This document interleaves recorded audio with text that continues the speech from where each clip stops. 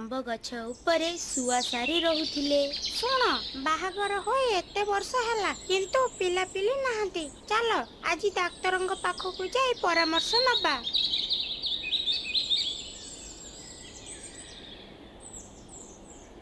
ଆରେ ଇଏ କଣ ଚିଲ ରକ୍ତାକ୍ତ ହୋଇ ପଡିଛି, ଚାଲ ଯିବା। ସୁଆ ଭାଇ, ସାରି ଭଉଣୀ, ମୋ ଅଣ୍ଡାଟିକୁ ବଞ୍ଚେଇ ଦିଅ, ମୁଁ ଆଉ ବଞ୍ଚି ପାରିବିନି। ନା ନା ସାରି, ତମେ ଏଇ ଅଣ୍ଡାଟିକୁ ନିଅନି, ସେ ଯଦି ବଡ ହୋଇ ଆମର କ୍ଷତି କରିବ।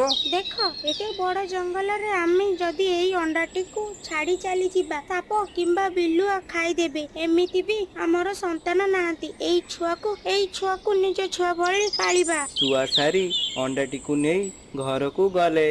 କିଛି ଦିନ ପରେ ସାରିର ନିଜର ଗୋଟିଏ ଅଣ୍ଡା ହେଲା।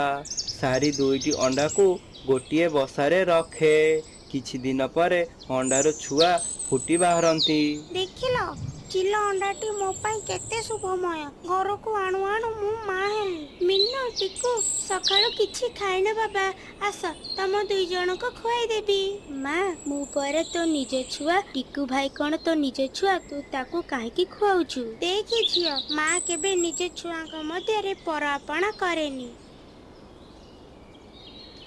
ପିଲାମାନେ, ଆମେ କିଛି କାମରେ ଆର ଜଙ୍ଗଲକୁ ଯାଉଛୁ, ତମେ ମାନେ ବାହାରକୁ ଯିବ ନାହିଁ। ଟିକୁ ଭାଇ, ମୁଁ ବାହାରକୁ ଯାଉଛି, ବୁଲିକି ଆସିବି। ନା ନା ମିନୁ, ବାପା ମନା କରିଛନ୍ତି, ତୁ ଯାନା। ତୋ କଥାରେ କି ମୁଁ ମନ, ମୁଁ ଯିବି। ତୁ କିଏ ମତେ କହିବାକୁ? ତୁ ମୋ ନିଜ ଭାଇ ନୁହଁ। ଆରେ ଛୋଟ ଶୁଆଟି, ତାକୁ ଧରି ସାପକୁ ଦେଇଦେବି।